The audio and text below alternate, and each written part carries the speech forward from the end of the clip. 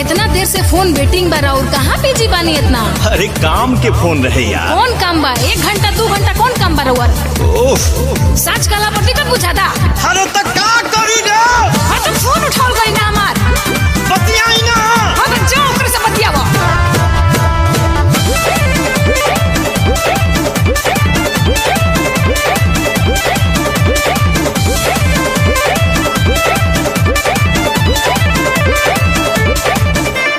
Busy कहाँ देरी तक रही, सच्चे सच्चे हमारा से कही।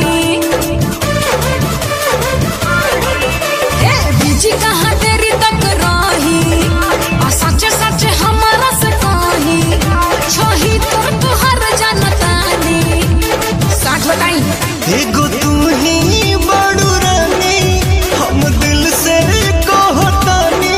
गलत फहमी बात है कि दूगो रखले बनी।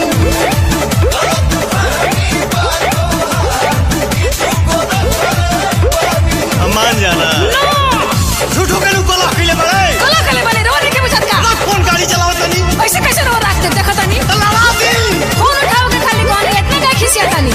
कबो बीजी या कबो बंद बतावता काहे? अरे बैटरी डिस्चार्ज हो गई रहे। अच्छा हमरा पे डिस्चार्ज।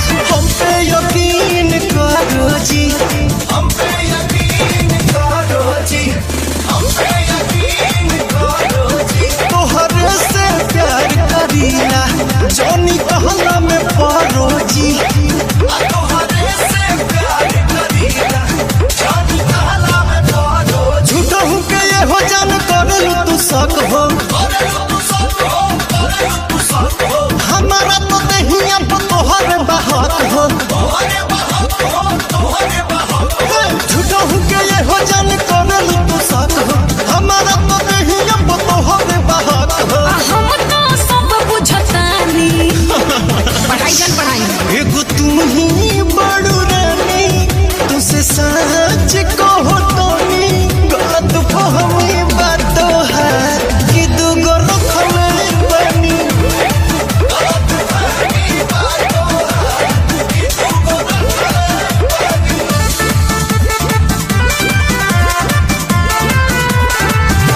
कबो कबो आउट ऑफ कवरेज भी बताओता। नेटवर्क ना रहे। आवत हर नेटवर्क धराओ तनी आवत। चलो फोन रखो। रख के दिखावा तनी। अच्छा तोहरा के कैसे विश्वास दिलाई? न है हनुमान सीना चीर के देखाई। अरे तोहरा के कैसे विश्वास दिलाई? न है हनुमान सीना चीर के देखाई। पवन जी बनाई ना कहानी, प्रकाश को देखिए। एगो तुम ही बड़ू रानी, अच्छा। अब दिल से कहतानी।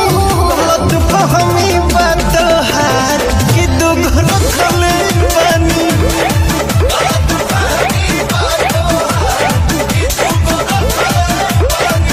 एक बात बताओ, इके कहला रोवे संतोष रानू छोटे बाबा। Download from apanbhojpuri.in